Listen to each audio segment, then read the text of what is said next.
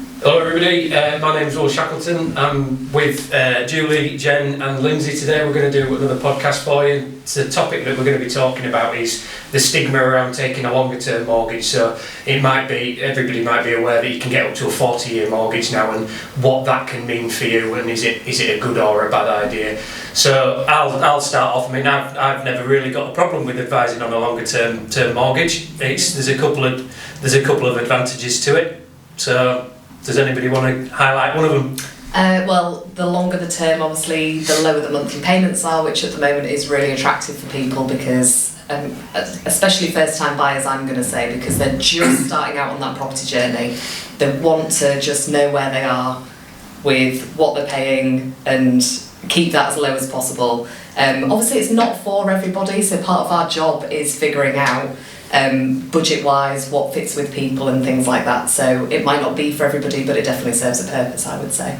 There's been a massive shift, hasn't there, from when the likes of our parents, for example, took mortgages out, and it was a case of shortest term possible, get the thing paid off. But now, because of the changes of everything happening in the economy and cost of living and all that sort of stuff, it's not necessarily the done thing.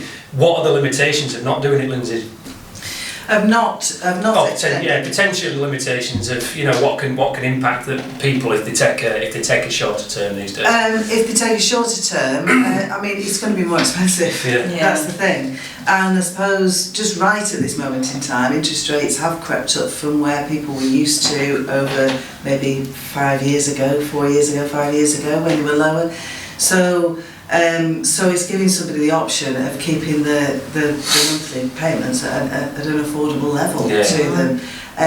I think the one thing that sometimes people don't realise is that, let's just say you take a 40-year term now, when you come to review your mortgage maybe in 2 or 5 years' time, you can review the term. Exactly. Yeah. So you can, it doesn't mean to say that, right, okay, in 2 years' time I've got 38 years left. You could knock it down to 35 if your incomes have gone up, etc. So there's flexibility there as well. But if at this point in time when you really want this new house or this first house or whatever it is, it's giving you the option to have the monthly payments at an affordable level. I think it's probably important to say as well that obviously it can help on the affordability side of things with the lenders. Like there is that point too, where someone might just be struggling ever so slightly to hit that loan amount that they need. Stretching that term out can just be really useful for that. Yeah, it can definitely. And I always say to my clients, you don't know what's around the corner as well. So, having it initially when you take the mortgage out over a longer period of time and you've got the monthly payments on a really affordable level and the lower, as what you've mentioned, is it can be changed. It can be changed. And equally, it can also you can think about where you discuss lump sum repayments within the year of the mortgage. So usually most lenders will allow 10% overpayments during the fixed rate period or whatever rate they've got each year without any penalty. I just always say it is actually better to have the money that you have in your control just in case something does bad that happens around the corner, so that you can then work it around that and make sure that you're able to afford those monthly payments. And like you've mentioned, Lindsay, it's so flexible now, mortgages, that you can review them every time your rate changes, that you can either reduce your term, or if you've paid a lump sum off, you can choose to either keep the payments the same as they are and effectively paying it off quicker, or you can reduce the payments because you paid a lump sum off. So I just think the flexibility is massive now compared to what it used to be years ago. Everybody's lives are different now, I think. You've got childcare costs. They are humongous now compared to back in the day when it was a 20-year mortgage, and equally when people were taking 20-year mortgages out, they were based on one person's income because one person stayed at home. Whereas now both people work and both people put into the pot to make sure that they can afford the bigger properties, the lifestyle that they've got now.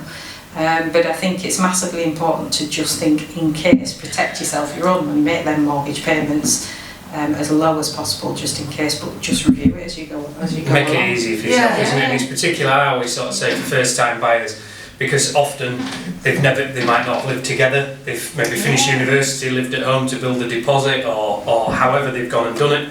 You don't know what costs are going to crop up in the earlier days. You don't know what your bills are going to be, for example. And it's great to do it like that. Once you've got a grasp of, everybody's maybe got a spreadsheet on their bills per month and know exactly what they're coming out at the other end. You can then tailor that, like Lindsay says, in a couple of years' time to reduce it if you want to. I mean, I'm always like you, put it aside, but it's a great tool for first time buyers rather than really putting yourself on the chopping block with a higher payment that you just don't know what's around the corner.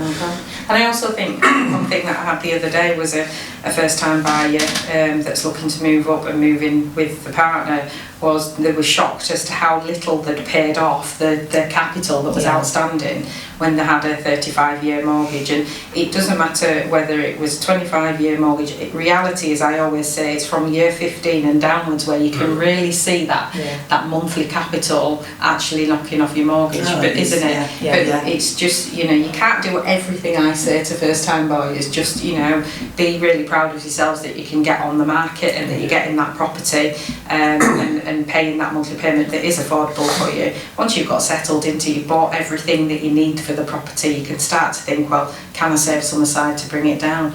But this also works with people that are renovating properties and buying something that needs to be done up, because for the first couple of years, all your money is genuinely going into that house, isn't it? Yeah. So don't have a worry that you've got a 35, 40-year term. If it means that you're getting on that property ladder and investing in your own future, that is what matters, isn't it? And that it's affordable for you. And you can use the overpayments as well. Like overpayments are a huge benefit of mortgages, and everyone should be using them if you can financially afford to use the overpayments. It saves you a lot of interest, doesn't it? But it's more in your control as well. You can switch them off. So, like, I know that in our household, everything seems to go at once. It's the washer, the dryer, Rule of three, it all seems to go.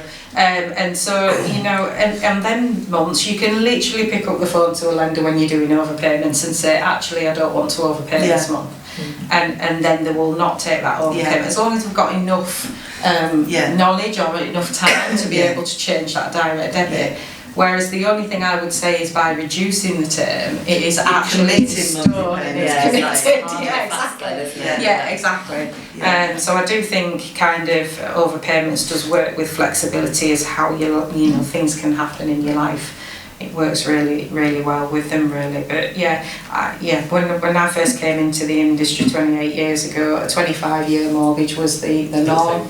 It's gone up to 30. It's gone to, reality is, as long as it's paid off before retirement, I just think it should be. And not all lenders are offering the 40-year term still at the moment. No, and I think that'll just become the norm eventually. Like, that'll just be And I think retirement ages with lenders at the moment, we've creeped up to 70 where they're happy with, and there's a few lenders that go up to 75.